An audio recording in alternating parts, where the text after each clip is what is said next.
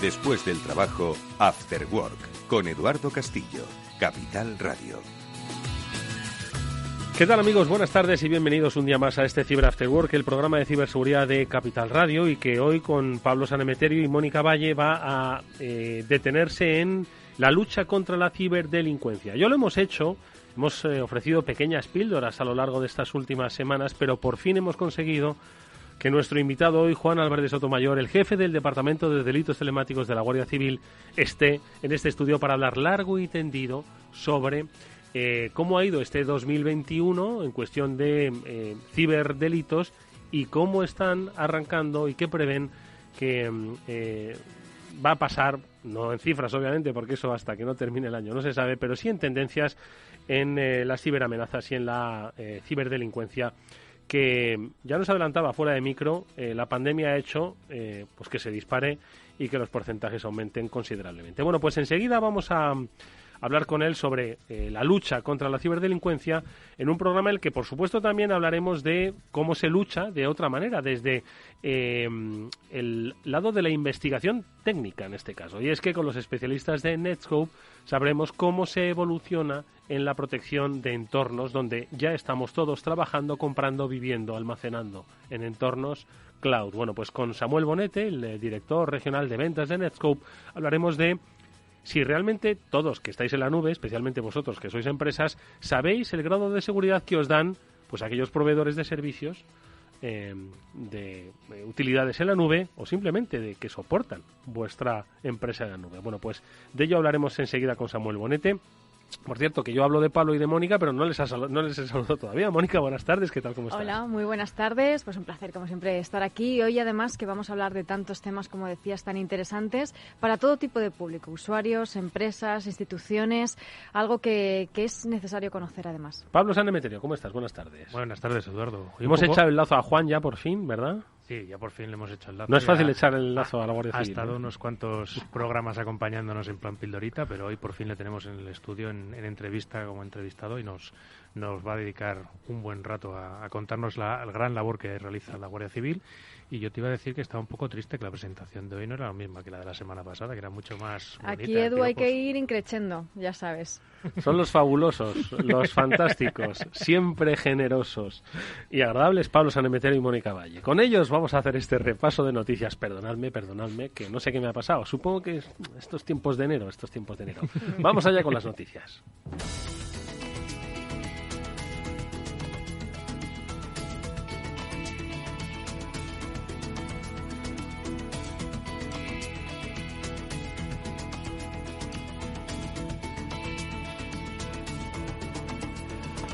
Bueno, y el repaso comienza por una cuestión que está removiendo un poco a muchos, y es la actitud que tiene, esto lo comentamos hace unos días en alguno de los espacios de ese programa, la actitud que tiene Apple con respecto a sus funciones de privacidad, ¿verdad?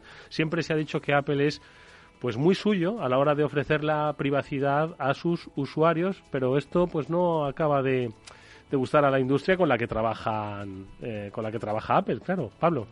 Bueno, pues a ver, ha sido motivo de polémica, sobre todo la semana pasada, la nueva funcionalidad de seguridad que está probando en beta en los usuarios que tienen pues el iCloud de pago, que se llama pues Privacy Relay.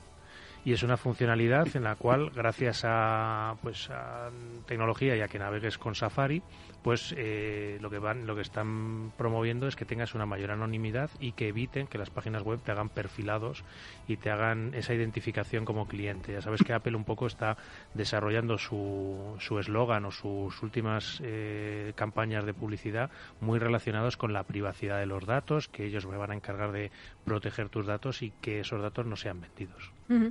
Y además, como bien decías, Edu, bueno, este es un caso, pero recordemos que Apple ha tenido distintas batallas, algunas muy mediáticas. Por ejemplo, hace unos años, 2016, creo que tuvieron una batalla con el FBI porque se negaban a desbloquear un iPhone que perteneció a un autor de un tiroteo, y el caso pues fue muy polémico mediáticamente porque se negó en rotundo y al final el FBI tuvo que pagar a distintas empresas para desbloquear ese dispositivo móvil. Bueno, pues al final... No, en este caso además yo creo un poco la polémica viene, a mí me sorprende un poco, yo creo que es en relación de usar una tecnología que normalmente está al alcance de muchas personas, que es una VPN, que es cifrar tu comunicación y salir con otra IP, junto con el navegador. Yo creo que ahí está un poco la clave. El usarlo, esta tecnología de VPN junto con el navegador para deshabilitar cookies o identificadores, es yo creo donde radica un poco ese punto de discrepancia, o quizás también que un proveedor de tecnología tan importante como Apple empieza a proveer VPNs de forma masiva a sus usuarios. Quizás ahí está también un poco en el ojo de la polémica. No sé, en cualquier caso, bueno, pues es un debate muy interesante porque nos dirigimos hacia una mayor conciencia por parte de las empresas y mayor concienciación por parte de los usuarios de la privacidad de sus datos y de qué es lo que hacen las empresas y el provecho que sacan. Y bueno, pues al final estamos hablando de identidad digital y del control del dato, algo que por supuesto tiene mucho que ver con el mundo de la ciberseguridad. Y una noticia más, lo cuenta además BitLife Media, quizás lo habéis escuchado, y es que en Ucrania, bueno, pues ahora mismo se focaliza pues la actual Guerra Fría, ¿no?, de nuestro tiempo, ¿no? Y esa Guerra Fría es cierto que también tiene algo de tanques, ojo, que allí la guerra tradicional parece que no se ha acabado, pero sí que hay, Moni, un componente de ciberinteligencia, de ciberseguridad, de ciberataque, pues que yo creo que va a decantar un poco esas tensiones, ¿no?, que se están ahora mismo viviendo en la zona. Sí, en Ucrania hay muchas tensiones en la frontera con Rusia por ese enfrentamiento que tienen, esas tensiones que no parece que vayan a reducirse, ¿no? Y en este caso pues se pasa esa batalla supuestamente al plano digital, porque bueno, Ucrania apunta a Rusia como el atacante que ha hecho que más de 70 sitios web oficiales del gobierno de Ucrania hayan estado afectados por un ciberataque que ha dejado cao a esas web que han quedado fuera de servicio. Esto fue el viernes pasado y, bueno, algunas sí que estuvieron varias horas fuera de servicio, otras consiguieron recuperarlas. Lo destacado de este caso es que algunas de ellas tenían un mensaje, los atacantes lograron poner un mensaje en la web que decía: ucranianos, tengan miedo y esperen lo peor. Un mensaje amenazante, ¿no? Un día después, Microsoft publicó una investigación que ha estado llevando a cabo, y lo interesante de esa investigación es que han descubierto que efectivamente se ha tratado de un malware que ellos denominan que ha sido muy destructivo, que estaba en las agencias que pertenecían al gobierno, agencias gubernamentales, pero también lo han encontrado en terceros. Por eso se cree que puede ser también un posible ataque a la cadena de suministro. Y ese malware, también lo particular es que dicen que está disfrazado de ransomware, pero que si el atacante lo activaba dejaría inoperable el sistema informático infectado. ¿Y cómo es eso de que un malware se disfrace de ransomware? Pues no, quiero entender un poco por el informe que ha debido publicar Microsoft que debe ser un software espía, que tiene funcionalidades de software espía, que está tomando datos de esas webs y de todas esas empresas, y que en el momento que haga clic el operador se convierte en un ransomware, y ahora es cuando te deja inoperativo el sistema. Pero bueno, volviendo un poco hasta que te descubran, ¿no?, pues recopilas información, ¿no? Exacto, y ahí ya en el momento que te descubran, pues aplicas el botón de autodestrucción y destruyes todo. Y un poco por focalizar otra vez en Ucrania, recordemos también que Ucrania ha sido foco de ataques hacia los sistemas eléctricos también, y que, si os acordáis de ese malware que hubo después de WannaCry, que fue NotPetya, empezó porque atacaron a un sistema de impuestos ucraniano. O sea que la verdad es que los pobres llevan una racha un poco en el ojo de los ataques cibernéticos. Bueno, esto quizás a los ciudadanos pues les suene efectivamente como las novelas de John le Carré o de Forsyth, ¿no?, que hablaba de la Guerra Fría. Pero existe. Pero también existe lo que está más a pie de calle. Y de eso es de lo que vamos a hablar en nuestro programa ampliamente. Enseguida le vamos a saludar a nuestro invitado, a Juan Álvarez Sotomayor, jefe de delitos de la unidad de delitos telemáticos de la Guardia Civil. Pero antes, por dar, como digo, esa otra visión de la lucha contra, o por lo menos de la prevención contra los errores, enseguida conectamos con los expertos de Netscope, que en su píldora SASI hoy nos van a hablar de cómo se gestiona o cómo gestionan nuestra situación en los diferentes servicios en la nube.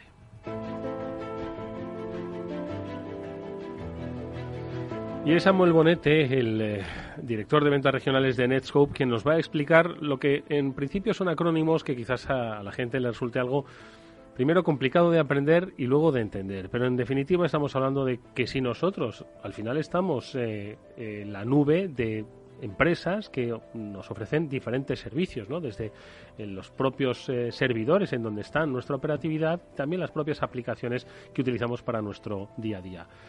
funcionan muy bien. Ahora, ¿sabemos qué grado de seguridad nos están dando o si es el grado de seguridad que nosotros necesitamos para nuestra empresa? Bueno, pues eso es algo que desde Netscope se han preguntado. Samuel Bonete, ¿qué tal? Muy buenas tardes.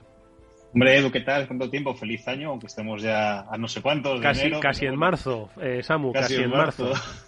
Pero feliz año a ti, a Pablo, a Mónica y a todos los oyentes, desde luego. Igualmente, Samu. Oye, vamos a ver, yo decía antes, de una manera un tanto simplificada, pues que ya todos estamos en la nube, por algunas cosas u otras, ¿no? Antes, quizás contratamos con aquellos que nos dan un servicio de soporte y otros que nos dan aplicaciones para nuestro día a día, ¿no? Son muchas las, como digo, las situaciones, las posiciones que nos dejan en la nube, ¿no? En nuestra relación con la nube. ¿Qué es lo que entonces debemos entender a la hora de hablar de cuestiones de management o de gestión de la seguridad? Pues depende mucho el enfoque ese de nube, ¿no? Al que te ciñas o nos queramos ceñir, porque sabéis que el concepto nube es un concepto súper amplio, ¿no? Hasta la seguridad en la nube, que es lo que hacemos nosotros desde Netscope, o seguridad ofrecida desde la nube, pues es uno de esos conceptos dentro del contexto de nube. Entonces, si nos ceñimos un poco al contexto de cloud pública, es decir, subir mis servicios que yo tenía antes corriendo dentro de un CPD, pues me los llevo, ¿no? Como máquinas virtuales o como almacenamiento o como, no sé, bases de datos, me los llevo a correr en una cloud pública. Ahí estamos hablando de IaaS principalmente o de PaaS. La percepción de seguridad, lo que tenemos que tener en cuenta a nivel de seguridad es una cosa, y luego entraremos en ello. Y si nos llevamos o estamos hablando de contratar servicios en la nube, servicios como podría ser el correo electrónico en la nube, el almacenamiento en la nube, es decir, SaaS, Software as a Service prestado en la nube, nos tenemos que preocupar de otras cosas distintas. Vamos al primer bloque, ¿no? El bloque en el que normalmente en nuestra jerga decimos nos llevamos cargas de trabajo a la nube, nos llevamos servicios que teníamos on-prem, servicios que teníamos en nuestro data center, nos los llevamos a cloud pública. Principalmente hay 3 players que son los más importantes, todos los conocéis, Amazon, Azure y Google Cloud. Si yo estoy llevando cargas de trabajo o aplicaciones o servicios que tenía en mi red interna, en mi CPD, a cloud pública, tengo que pensar en que probablemente, y depende también del tamaño de la empresa, no sea yo solo el que esté llevando cargas de trabajo de allí. Es decir, habrá un departamento de desarrollo, un departamento de IT, un departamento de software, que mucha gente está migrando datos, está migrando aplicaciones, está migrando servicios a cloud pública, buscando los beneficios de cloud pública. Entonces, en muchas ocasiones, la cloud pública, muchas no, pero vamos, siempre la cloud pública te cobra en base al uso, ¿no? ¿Cuánto estás usando de cloud pública? ¿Cuánta CPU, cuánta memoria, cuántos procesos, cuánto almacenamiento? Y la pregunta que muchas organizaciones, sobre todo organizaciones muy grandes, con muchos departamentos que utilizan contextos híbridos con diferentes proveedores de cloud, se hacen es, oye, ¿y qué tengo en cloud pública, no? ¿Cuántos datos tengo en cloud pública? ¿Cuántos gigas tengo en cloud pública? ¿Cuánto procesamiento? ¿Cuánto memoria? Esa parte de inventario, de saber qué tengo en cloud pública, esto que os digo es muy habitual en contextos de empresas o organizaciones grandes, que se pierde la noción, ¿no? De qué tengo en cloud pública. Entonces, el poder saber qué tienes en cloud pública es una de las funciones principales, ¿no? Cuando te estás yendo a cloud, de poder monitorizar qué tienes en cloud pública. Ahora bien, una vez sabes lo que tienes en cloud pública, la segunda pregunta que te tiene que llegar es, ¿y está bien configurado lo que tengo en cloud pública? Porque hay muchas manos, ¿no? Tocando ahí, mucha gente subiendo datos, mucha gente subiendo aplicaciones, subiendo bases de datos, almacenamiento. ¿Está bien configurado? ¿O alguna máquina se ha quedado expuesta en Internet sin estar parcheada? ¿O algún puerto que no tendría que estar abierto está abierto en Internet y en un direccionamiento al que cualquiera puede alcanzarlo, ¿no? Y cualquiera puede llegar a ese puerto? De hecho, fijaros que esto que os estoy diciendo es, yo creo que el problema de seguridad más grande de cloud pública, ¿no? Las malas configuraciones que a día de hoy pues nos encontramos buckets o repositorios de almacenamiento expuestos en Internet o máquinas que están en cloud pública corriendo y no están pues, parcheadas o están abiertas. La siguiente pregunta es, primero, ¿sé lo que tengo? Y lo segundo es, ¿sé cómo está configurado lo que tengo en cloud pública? Esos son quizá los grandes desafíos de las organizaciones y el primer paso, ¿no? para saber, oye, en este modelo de responsabilidad compartida, cuando estoy consumiendo servicios en cloud, ¿qué tengo y cómo está configurado? Pablo. Y luego, pues aparte de todas estas configuraciones de máquinas y de cargas de trabajo, nos queda la parte SaaS de aplicaciones. Es decir, qué uso están haciendo quizás mis empleados de discos duros, qué uso están haciendo de si están compartiendo documentos que no debían compartir, todo este tipo de cosas más SaaS, Samu. Esto que hemos hablado al principio era más CSPM, ¿no? Que era el Cloud Security Posture Management, con las siglas que se pueden entender. Y, sin embargo, la parte más de SaaS, de aplicativos, ¿sobre qué siglas van, ¿no? Y qué cosas tienen que tener en cuenta? La verdad que todo esto de la cloud tiene mogollón de siglas, ¿no? Y como bien dice Pablo, cuando queremos ver lo que tenemos en cloud pública, en AWS, en Azure, en Google Cloud, la forma o el palabra, ¿no? que nos sirve para ver lo que tenemos, inventariar y controlar que lo que tenemos esté configurado según deseamos nosotros, es CSPM, Cloud Security Posture Management. Es decir, vamos a verificar con una herramienta de seguridad como es Netscope que la postura de seguridad, la configuración de mis activos en cloud pública es la que yo quiero. ¿Cómo hago eso? Pues con auditorías continuas en base a distintos estándares, CIS, NIST, PCI, mejores prácticas de mi organización. Entonces yo puedo, con una herramienta como Netscope, automatizar una serie de controles dinámicos sobre mi cloud pública, sobre AWS, sobre Google o sobre Azure, para ver cómo está configurado mi contexto de cloud pública. Ahora bien, como decíamos, cuando hablamos de nube, hablamos de al menos dos trozos muy grandes. Uno es cloud pública IaaS PaaS y otro bien distinto es SaaS. Y en SaaS, ¿quién te dice a ti que tu Office 365, tu Salesforce, tu GitHub, tu Snowflake están bien configurados, tus aplicaciones cloud están bien configuradas, ¿no? Que un administrador en un despiste o un atacante malintencionadamente se ha conseguido acceso, ¿no? Tu consola de administración de un tenant no te desactiva de una funcionalidad o te activa de una funcionalidad a su criterio. Bueno, pues igual que hablamos de Cloud Security Posture Management, existen también herramientas de SaaS Security Posture Management. Netscope también nos permite hacer eso, que nos permite auditar de forma continua cómo está configurada tu instancia de SaaS para ciertas aplicaciones. Así te aseguras que tu 365 está bien configurado, tu Salesforce está bien configurado, tu G Suite está bien configurado, que las aplicaciones SaaS que estás consumiendo están bien configuradas. Bueno, pues de lo que se trata es de hacernos preguntas, porque al final todos queremos una respuesta rápida que nos dan los servicios en la nube, pero tenemos que hacernos preguntas si una vez que nos ofrecen ese servicio estamos realmente seguros o tal y como nosotros queremos que esté configurada nuestra seguridad. En esos dos entornos, en un entorno más operativo y en un entorno más de soporte de negocio. ¿Quién hace eso? Pues los hacen los especialistas de Netscope, que nos han explicado, como siempre, brillantemente, cómo funciona ahora mismo la seguridad en el escenario en el que todos nos encontramos, en esa nube. Samuel Bonet es director regional de ventas de Netscope. Gracias, Samu, como siempre. Es un placer haberte escuchado. A vosotros, muchísimas gracias. Y no os olvidéis, el futuro de la seguridad está en la nube. Allí estará, allí estará. Gracias, Samu. Hasta pronto. After Work, con Eduardo Castillo.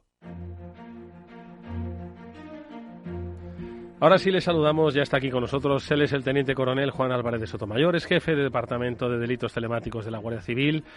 Y es un placer, como siempre, contar con tu presencia aquí. Juan, buenas tardes, bienvenido. Buenas tardes y el placer es mío. ¿Qué tal el año 2021? ¿Cómo ha cerrado para la unidad de delitos telemáticos? ¿Exhausta?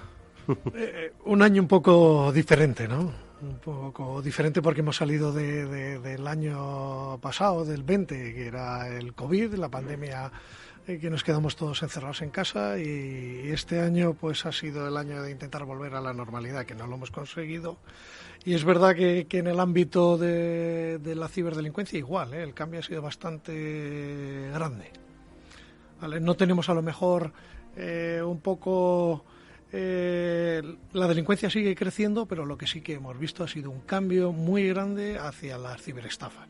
Yo creo que a día de hoy las ciberestafas con el ransom son los grandes protagonistas en el año 2021, ¿vale? Y eso es lo que hemos visto también en los números, ¿no? Como si repasamos un poquito los números, es curioso, ¿no?, que con la pandemia el crecimiento de los delitos ha disminuido. No quiere decir que tengamos menos, sino que, ¿vale?, la pendiente que teníamos de crecimiento, que estaba disparada, ha disminuido y hemos pasado de crecer del 36% cada año, que es una locura ya, 36%, a un 32%. No es mucho la caída de la pendiente, pero bueno, es representativa.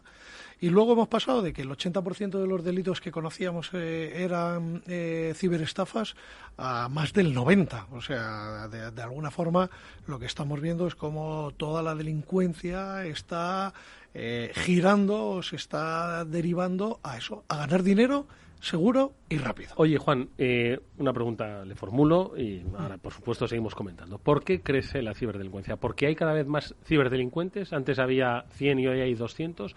¿Porque son esos 100 más eficaces y más rápidos y sacan mayor provecho del tiempo? ¿O porque cada vez somos más ingenuos y nos dejamos estafar gente que quizás creía que tenía cultura de ciberseguridad y no nos dejamos estafar? Somos finalmente víctimas de una ciberestafa. Te voy a poner un ejemplo antiguo, una anécdota que yo creo que es bastante visual, ¿no? Me acuerdo en el año 90-2000, ¿vale? Uno de los grandes delitos informáticos era todo el tema de copiar los CDs y salir a la calle con la piratería de CDs, ¿no? Vale, me acuerdo una vez que detuvimos a una persona con la cual luego entablamos un poco de amistad y el hombre decía, mira, yo vine aquí a España y me puse a vender, pues eso, corbata, ropa y tal, y cuando veía que el de al lado vendía CDs y vendía 400 CDs y yo vendía una corbata, dije, se acabaron las corbatas, a vender CDs. Y tenía 8 pisos en Madrid donde solo se dedicaba con 2 torres en cada uno de los pisos, contrataba a otros inmigrantes y solo se dedicaba a grabar CDs y luego a sacarlos a la venta. ¿Vale? Pues es algo parecido. Es lo que te contesto. Es muy fácil a día de hoy. La tecnología nos aporta un grado de, primero, de facilidad de montar esquemas de estafas y seguro, me aporta un grado de seguridad y de anonimato en la red tan grande, ¿vale? Que luego me añade lo último, que es un poco la moda ahora con todas las criptodivisas, me permite mercadear, tener esos instrumentos económicos para poder mercadear en el ámbito de la ciberdelincuencia o el cibercrimen. Pues perfectamente respondido. Hay un escenario que permite y que favorece pues ese crecimiento, claro. No, desde luego, o sea, y la verdad es que el ritmo al que va creciendo la tecnología, e incluso se podría hablar de un crime as a service, yo creo perfectamente, igual que hablamos del software as a service, hay un crimen as a service que está poniendo en manos de delincuentes una tecnología que les facilita, como bien dice Juan, toda esta parte de estafas y de sacar dinero, y se está dando un poco, yo creo, a veces la tormenta perfecta. Si lo juntamos con criptodivisas, que hayas podido, yo creo que hablábamos antes igual lo que hacían los malos eran vaciarte la cuenta y tener que repartirla con mulas y sacar ese dinero con mulas. Ahora ya las mulas yo creo que se han quedado sin trabajo. No, sigue habiendo mulas, pero de otra forma diferente, ¿eh? Muchas veces lo que hace la mula en realidad ya no es ser una mula activa, sino esa mula pasiva que lo único que hace es dar de alta infraestructura, o sea, teléfonos móviles, o sea, telefonía móvil y cuentas corrientes para que un tercero las utilice. No ha hecho otra cosa más que dar de alta y entregarlas. Pero es muy importante lo que has dicho, ¿no? Las criptodivisas al final, aparte son un vehículo de especulación. Acaba de publicarse un informe de la principal empresa que se dedica al análisis, a la inteligencia de criptodivisas, como es Chain Analysis, que es la herramienta que nosotros utilizamos para hacer todo el traceo y las investigaciones de criptodivisas. Acaba de publicar su informe que viene a decir más o menos que solamente un 7% más o menos del movimiento de criptodivisas está vinculado con actividad delictiva. ¿Vale? Y en números es verdad que ha crecido 1.000 y pico de un año para otro, pero es que estamos diciendo que la capitalización de las criptodivisas también han crecido en ese sentido. Entonces es un poco proporcional, pero es un 7% todavía residual, pero vamos a ver cómo poco a poco en los próximos años va a ser decisivo. Está convirtiendo en un valor refugio, ¿no? Exactamente, va a ser el instrumento principal en la ciberdelincuencia, que era un poco lo que Pablo acaba de decir. ¿Qué es lo que estamos viendo últimamente? Pues muchas de esas campañas de phishing que nos intentan robar las credenciales y el factor segunda autenticación que reconfiguran mis servicios de banca online. Antiguamente lo que había era esas transferencias, esas cuentas intermedias de esas mulas, pues ahora directamente se están comprando criptodivisas, o sea, toman posesión de mi banca online y lo que hace el delincuente es directamente dar orden de compra de criptodivisas e inmediatamente eso se transforma en criptodivisas que rápidamente extraen de los exchangers con una seguridad casi absoluta.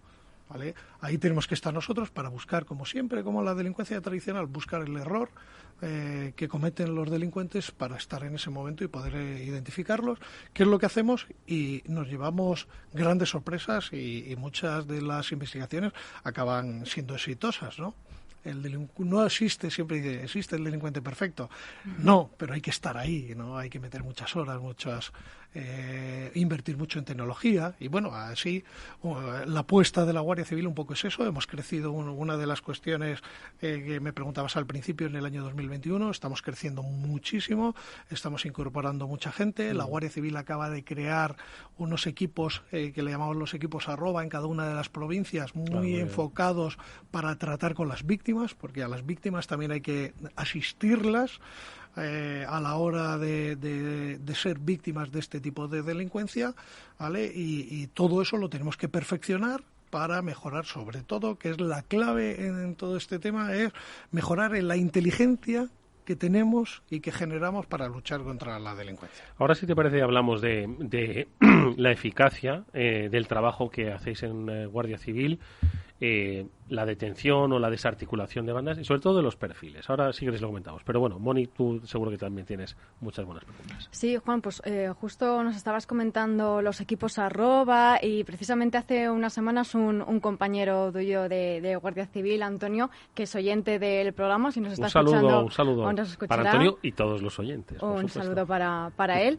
Y me parecía muy representativo porque me imagino que precisamente en este tipo de entornos pues más locales, por así decirlo, ¿no?, atenderán precisamente este gran número de estafas, que sea el 90% de los ciberdelitos las estafas, es muy significativo. ¿Creéis que está influyendo la pandemia, este aumento de las estafas, en dos sentidos? Por un lado, es verdad que decías que es más fácil para ellos montar estafas, o relativamente fácil, pero el usuario también debería tener o debe tener algún papel, en el sentido de que las estafas también están vinculadas a la crisis sanitaria, pasan más horas en Internet con todo el tema del teletrabajo. ¿Ha influido todos estos factores? Yo creo que lógicamente tienen que influir a la fuerza. Pero es verdad que desde un punto de vista de los números, esos factores no han influido en que haya un crecimiento exponencial, porque no lo hemos visto. ¿Qué es lo que hemos visto? Que a lo mejor las cartas nigerianas de toda la vida, a través de Internet, que todavía siguen dando la lata, ojo, pues muchas de esas estructuras delincuenciales lo que han acabado, lo que han dirigido parte, no todo, parte de su actividad delictiva es orientada al coronavirus y a la pandemia. Por eso hemos visto estafas, por ejemplo, en la venta ahora mismo. ¿Qué es lo que más se demanda ahora? Los test de antígenos. Pues lógicamente siempre habrá estructuras organizadas de delincuentes que se organicen para crear esos esquemas de estafa y obtener unos beneficios relativamente importantes en muy poco tiempo. Y además totalmente estructurado y con un nivel de seguridad muy grande. Ese es el problema que tenemos, por eso se crean los equipos @, porque lo que tenemos que evidenciar es en poco tiempo que se presentan 100 denuncias a lo largo del territorio nacional vinculados con los mismos hechos delictivos. ¿Qué es lo que sucede? Entonces, de ahí esa necesidad de poder integrar la información para poder evidenciar esas tendencias y no tengamos, pues eso, 15 o 20 juzgados investigando lo mismo, perdiendo recursos, perdiendo horas y no llegando a ningún lado al final, porque está todo el mundo investigando lo mismo sin compartir esa información, ¿no? ¿Cuáles son, Juan, las mayores ciberestafas que habéis visto, que estáis viendo, las que se producen por phishing del SMS? Porque bueno, a mí es que me llegan de todo. Todavía me llega algún correo nigeriano en el que he heredado mucho, pero no sé cuáles ahora mismo un poco las que todavía siguen siendo efectivas, eficaces entre la población. Ahora mismo, por ejemplo, se está perfeccionando, y tú lo has dicho, otra vez está pegando fuerte los SMS, el phishing por SMS, ¿no? El smishing. Pero de tal forma que son capaces de emular el SMS del propio banco. ¿Qué quiero decirte con esto? Pues, por ejemplo, tú ves en tu teléfono móvil, cuando recibes los SMS del banco, cómo se agrupan todos uno detrás de otro bajo la misma numeración del banco. Pues los malos son capaces de enviarte un SMS que se cuele dentro de ese hilo, ¿vale? Y tú ya directamente lo des por bueno. el mensaje puede ser de todo. Los hemos visto que te hemos bloqueado, o por favor te vamos a dar información nueva, o hemos aportado. Eso es lo de menos, ¿no? Entonces el usuario ingresa en el link que le trae el mensaje, ingresa sus credenciales de acceso e inmediatamente y en pocos minutos recibe una llamada de teléfono.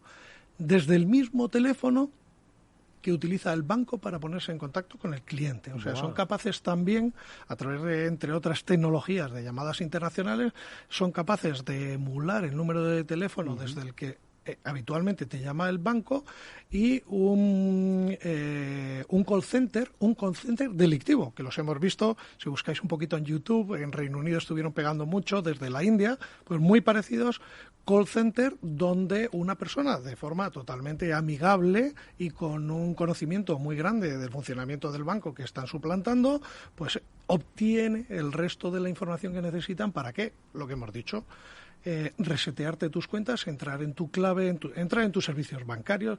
No hace falta resetearlos, o muchas veces sí, depende de la manipulación. Te reseteo las cuentas, entro dentro de tu banco y ¿qué es lo que hago? Lo que acabamos de decir, comprar criptodivisas.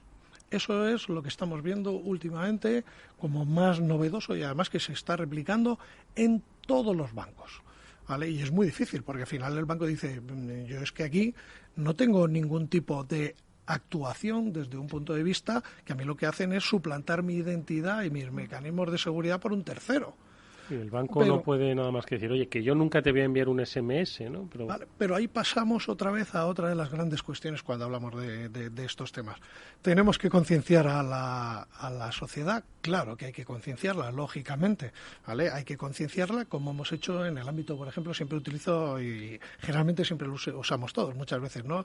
La similitud del tráfico, ¿no? Tenemos que concienciar a la gente de no cruzar por un sitio no está habilitado, pero y pararse en un semáforo, no saltarse los semáforos y tomar las medidas de precaución. Pues eso lo podemos trasladar a Internet. Pero también en el tráfico hacemos algo que es súper importante y además la Guardia Civil juega un papel primordial. ¿Quién se dedica a ver que no haya un socavón, que las distintas medidas de seguridad del tráfico, ¿vale?, están bien puestas y están actualizadas las medidas de seguridad en una carretera? Pues, por ejemplo, fuera de lo que son las ciudades, la agrupación de tráfico, ¿no? Si hay un socavón, porque tú imagínate que vas por una autovía a 120 kilómetros por hora y te encuentras un socavón en la carretera, pues puede afectar a la integridad física, te pueden matar en ese accidente, ¿vale? Pues eso ahora, si lo trasladamos a Internet, es lo que no tenemos. El símil sería, que lo hablábamos antes, el integrar, necesitamos integrar la información de todos los actores, principalmente prestadores de servicios digitales. Tenemos todos que integrar esa información, eso sí, siempre asegurando la privacidad de los usuarios a los que yo le doy servicio. Pero podemos intercambiar datos entre todos, podemos intercambiar datos sin que afecte a la privacidad de un usuario. Voy a poner un ejemplo. Vemos el esquema de SMS, a este señor le llaman un call center y ingresan en su página web. Bueno, el fingerprinting, por decirlo de alguna forma, el fingerprinting que deja el usuario que ha dado la orden de compra de criptodivisas, ese, que ahí podríamos identificar el terminal con el que se ha accedido a la cuenta.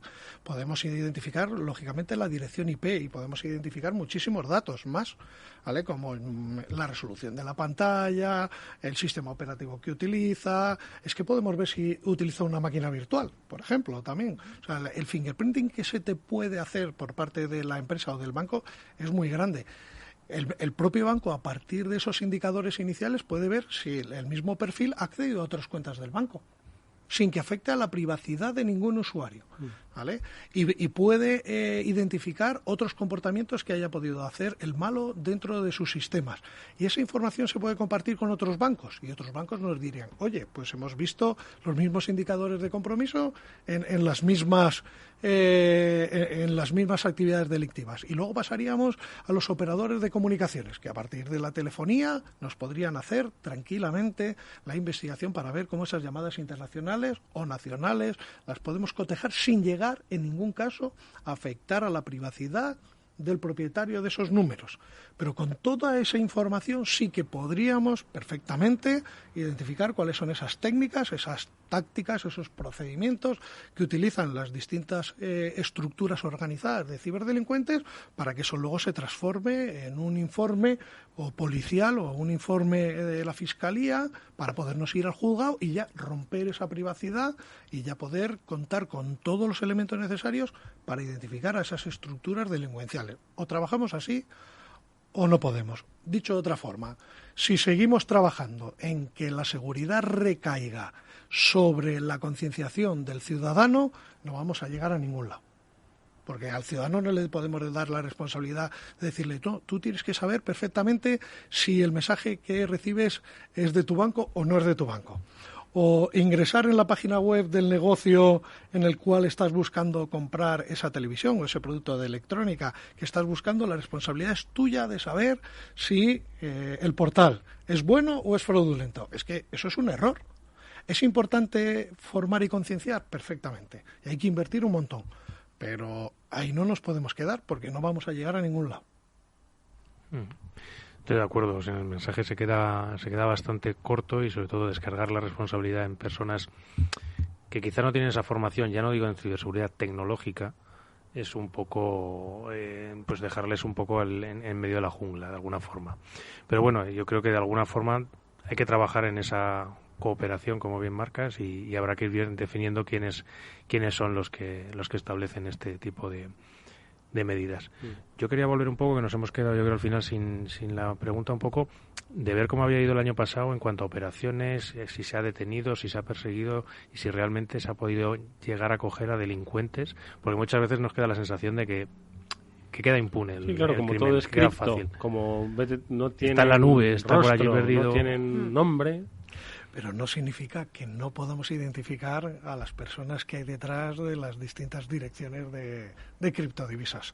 Pues mira, hemos tenido operaciones muy importantes, pero también es cierto, y siempre lo digo, muchas veces cuando nos presentan una denuncia a una víctima, a una organización, quieren resultados inmediatos y la investigación criminal es muy lenta, muy lenta.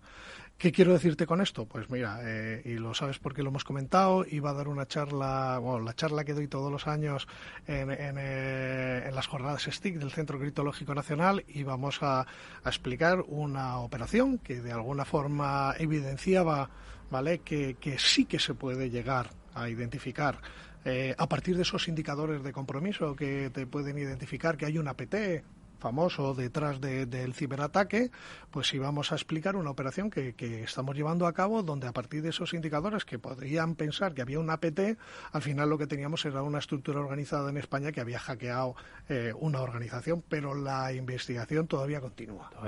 Sigue en secreto de sumario y yo estaría encantado de comentarlo.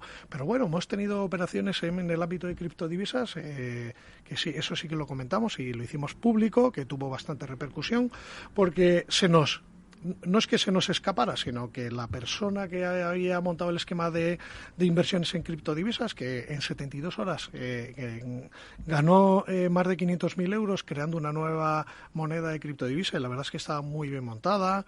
Por ejemplo, es curioso porque contrató un actor español para que hiciera los vídeos de captación de clientes, ¿vale?, que esta mañana he estado viendo en el telediario que volvía a salir la noticia de las inversiones en criptodivisa y como tenemos en Facebook lleno de vídeos de gente que intenta engañarnos para invertir en criptodivisas, ¿vale? Pues en este caso contrató a un español, obtuvo un montón de infraestructura de cuentas bancarias en España para mover el dinero, ¿vale? Y este tío además, lo curioso del tema es que utilizaba Binance, y una moneda que tiene Binance propio para gestión de criptodivisas internamente, que te permite sacar, si no me equivoco, eran hasta 50.000 euros sin utilizar los procedimientos donde te tienes que, los famosos procedimientos Know Your Customer, ¿no? Pues vienes hasta los 500.000 euros, no te exige dar de alta cuentas, no te exige el procedimiento de Know Your Customer para dar de altas. Entonces pedía que le pagaran con esa moneda propia de Binance hasta 50.000 euros en distintos wallets de criptodivisas que inmediatamente él sacaba fuera de Binance en bitcoins para luego, lógicamente, con procedimientos de ocultación de criptodivisas ya lo sacaba a través de wallet totalmente anónimos, ¿vale? Eso y finalmente, después de mucho trabajo, identificamos a la persona, estaba en Málaga, vivía con identidad falsa en España y tenía un requerimiento del FBI de hacía 4 años también por esquemas iguales de estafas. Problema es que hubo tanta tensión, ¿vale? Los clientes le hackearon la infraestructura, le entraron dentro de los servidores y extrajeron toda la información de los servidores y la compartieron en este caso con nosotros, la compartieron, nos notificaron, oye, mira, he sido víctima y he obtenido esta información de los servidores, tal y que cual. Eso nos ayudó, lógicamente, a perfilarlo y por fin acabamos identificándolo. Pero claro, las víctimas hicieron tanto ruido en la red que el hombre, el malo, se asustó y se nos escapó a Estonia antes de que pudiéramos identificarlo. Y ya a través de los distintos instrumentos de cooperación policial, pues ya la información de su identidad falsa la compartimos con Estonia, con el FBI, y ya lo detuvieron en Estonia porque también tenía antecedentes de tal. Es un gran ejemplo de que aquí tenemos que poner todos un poco de nuestra parte para trabajar en este tipo de estafas, ¿no? Y que al final podemos llegar a identificarlos. Otras veces no, pero si no, esto es como en otro ejemplo, ¿no? Si tú no vas a buscar el éxito de la investigación, si no dedicas tiempos y esfuerzos, lógicamente nadie va a venir a decirte quién es el responsable o la organización responsable del delito, ¿no? Oye, Juan, lo buscaba el FBI hace 4 años, identidad falsa, vivía en Málaga, huido a Estonia, en fin, es como quien dice un perfil de película. Entiendo que todos los perfiles no son así. ¿Qué perfiles nos encontramos de ciberdelincuentes aquí en España? Pues siempre, eso es una pregunta que muy habitual que me hacen. No existe un perfil único. Se ha intentado hacer perfiles y nos encontramos de todo tipo de perfiles, ¿vale? Te puedes asustar desde... Ahora, sí que es cierto que hay un elemento muchas veces muy común, que es la falta de estructuración familiar dentro de las personas que se dedican a estos temas, ¿vale? Familiarmente tienen bastantes problemas de estructura familiar en su vida, una vida desordenada. Generalmente nos encontramos eso. No quiere decir que sea un elemento diferenciador, pero es verdad que es el elemento que más nos encontramos y luego nos encontramos de todo tipo. Grandes conocimientos técnicos, informáticos, no necesariamente tantos. Vas a encontrar de todo tipo, ¿vale? Vas a encontrar gente con unos conocimientos muy, muy avanzados y otra gente que sabe manipular a los que tienen los conocimientos para hacerlo. Eso lo encontramos mucho últimamente. Sí. Acabamos de hacer en otra operación donde el que sabía un montón era manipulado por su cuadrilla de amigos, por decirlo de alguna forma. Qué ¿no? Fuerte. Pero es la delincuencia de la calle. Al final los grupos organizados son un poco eso, ¿vale? Las estructuras organizadas de crimen organizado, ¿vale? Siempre hay gente que trabaja para la organización que son manipulados por los que mandan, ¿no? Y luego los denominados ingenieros sociales, que también se dedican básicamente a manipular. Ahí, además, no hace falta tener mucho conocimiento técnico, con que sepas por dónde tirar y cómo encontrar esa parte vulnerable, ¿no?, de nosotros mismos. Hay que ser un poco psicólogos también. Y hay algo que los usuarios se preguntan mucho, y empresas también, y es si tienen que denunciar, cuándo y cómo. Porque hay veces que o no se atreven o por desconocimiento no saben hacerlo o les parece poco y no quieren saturar. Por ejemplo, si es una estafa que estamos hablando muy grande de miles de euros, lo harán seguro, pero a lo mejor si estamos hablando de estafas más pequeñas, 10, 20, 30 euros, algo que no parezca tan grande, o no se atreven o les da vergüenza. Pero hay ocasiones que habéis contado que para llevar a cabo vuestras investigaciones os importa mucho tener mucha información y muchos casos. En el ámbito de estas estafas, ¿qué hay que denunciar y cuándo? ¿Qué hay que denunciar? Lo que hay que hacer es denunciar, que eso es lo más importante. La cifra negra todavía sigue siendo muy grande. Desde un punto de vista de las empresas, hay muchas empresas que se asustan. Cifra negra, perdona Juan, es los casos que se cometen pero que no se denuncian. Que no se denuncian, exactamente. Por ejemplo, en el Reino Unido sí que existe, el único informe que yo conozco que da números, por ejemplo, es en el Reino Unido, que hablan de un 35% de hechos de ciberdelitos que no se denuncian. Entonces, si aquí lo trasladamos a España, como mínimo vamos a tener ese 35%, y yo creo que bastante más, a lo mejor no mucho más, pero bastante más lo tenemos. Lo principal es denunciar, es acercarse, igual que sufrimos un delito en la calle y vamos a presentar la denuncia, pues hoy también lo podemos hacer en el mundo digital, acercarse a través de las redes sociales, del correo electrónico, de los distintos medios de comunicación digitales a las distintas unidades de cibercrimen, que creo que nos vamos a Google y no vamos a tardar mucho en encontrar cuáles son esos medios de comunicación. Primero hacer esa comunicación, ese primer contacto, y a partir de ahí nosotros les vamos a orientar, pero es importantísimo, aunque sea algo que parezca a ellos que no tenga mucha importancia, porque han sido estafados por 20, 30 euros, da igual, pero es muy importante a lo mejor el portal donde ha sido, la información que nos puede aportar, ¿vale? Todo lo que, todos esos indicadores de compromiso que nos pueda aportar ya desde el primer momento, perfecto, pero la gran mayoría de los casos, si son casos un poquito ya vemos que tienen consistencia, les vamos a pedir que nos den más información, nos vamos a poner en contacto con ellos y les vamos a ir requiriendo distinta información, pero es importantísimo porque al final, si tú has sido estafado y no denuncias, estás haciendo que el de al lado también vuelva a ser estafado porque tú no lo has denunciado. Es evidente, ¿vale? Son las mismas reglas que nos encontramos en el mundo físico, ¿vale? Pero lo que pasa que en este caso encontramos la cantidad de portales y la cantidad de esquemas y de webs que intentan engañarte, pues es muy alto. Y los malos cada vez lo hacen tan perfecto que todavía recibimos muchas consultas. Nosotros vamos a ver la página web y nos cuesta saber si la página web es buena o es mala. Y Juan, y volviendo un momento antes en lo que estábamos hablando de esa cooperación internacional, ¿cómo es la cooperación internacional o los mecanismos, las vías que tenéis para poder trabajar y luchar contra el crimen? Pues mira, yo ahí te diría la cooperación policial o judicial internacional es excelente, ¿vale? Tenemos mecanismos, existen además normativa que nos permite el intercambio de información, ¿vale? Por ejemplo, existen redes 24/7 de apoyo en materia de cibercrimen, ¿vale? Que somos nosotros y Policía Nacional puntos de contacto en esa red y, por ejemplo, hace poco hemos hecho actuaciones como la preservación del contenido que hay en distintos servidores porque pertenecían a paneles de mando y control de Motet. ¿Vale? Acabamos también de recibir otra asistencia para también hacer otra preservación de un ordenador que estaba haciendo funciones de panel de control de Dridex. ¿Vale? Nosotros hacemos la preservación de dichos servidores, ¿vale? Y lo ponemos a disposición de las autoridades judiciales para que cuando entre el requerimiento internacional, pues las autoridades judiciales, como ahí sí que afecta a derechos fundamentales la información contenida, que a través de los distintos mecanismos de cooperación internacional, judicial internacional, podamos responder a esos países, e igual que nosotros. Por eso es tan importante lo que decías de las denuncias, ¿no? Muchas veces digo, por ejemplo, en casos de ransom es importantísimo contar con las empresas de ciberseguridad, las que van a hacer esos análisis forenses de las redes empresariales que han sido afectadas por un ransom.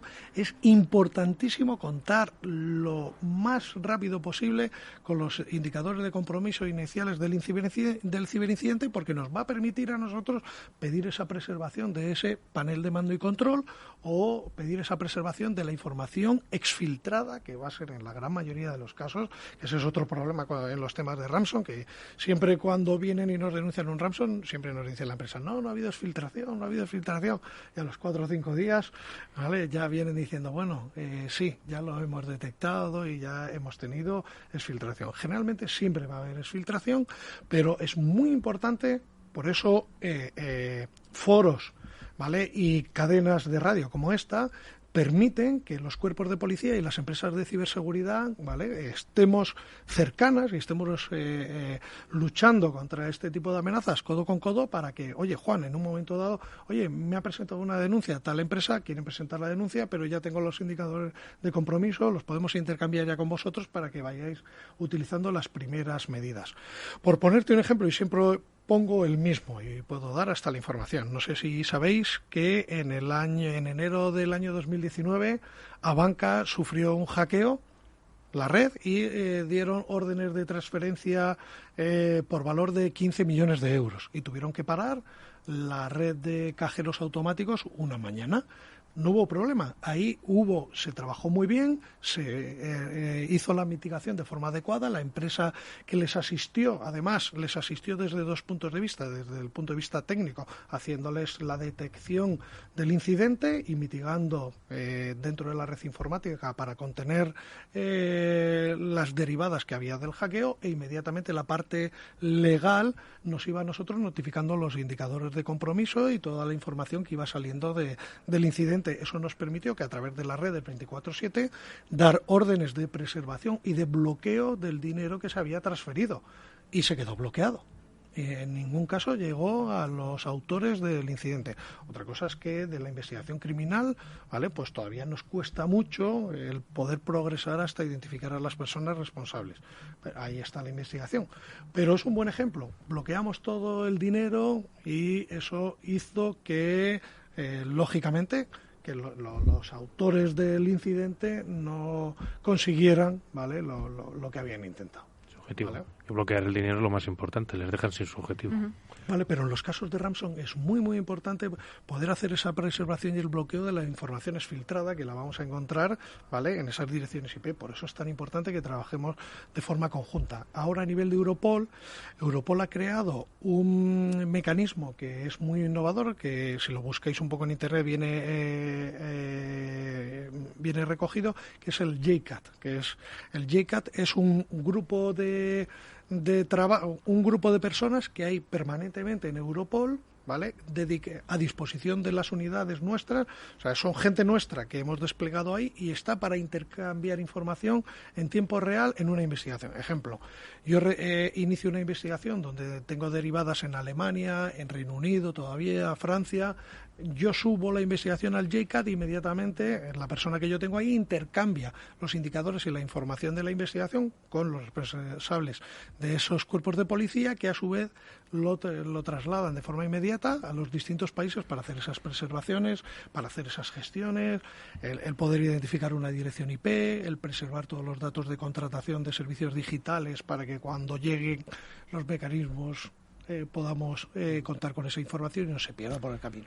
Ese, sin lugar a dudas, un trabajo complejo, un trabajo colaborativo, un trabajo intenso, que hoy nuestro invitado nos ha trasladado, ha tenido la amabilidad de compartir con nosotros y darnos esperanza en que, pese a que esto sube y pese a que somos pues muy vulnerables, también hay métodos para evitarlo. Si no somos capaces nosotros de evitarlo, pues igual la Guardia Civil nos ayuda a que esto vaya a menos. El teniente coronel Juan Álvarez de Sotomayor, que es el jefe del Departamento de Delitos Telemáticos del Guardia Civil, nos lo ha explicado. Te deseamos toda suerte del mundo en este año, a ti y a todo tu equipo, que estoy seguro que vais a tener mucho trabajo por delante. Juan, gracias como siempre. Venga, muchísimas gracias a vosotros. Y Pablo y Mónica, como siempre, gracias. Ha sido un gran programa. Nos vemos la próxima semana. Hasta la semana que viene. A ti siempre.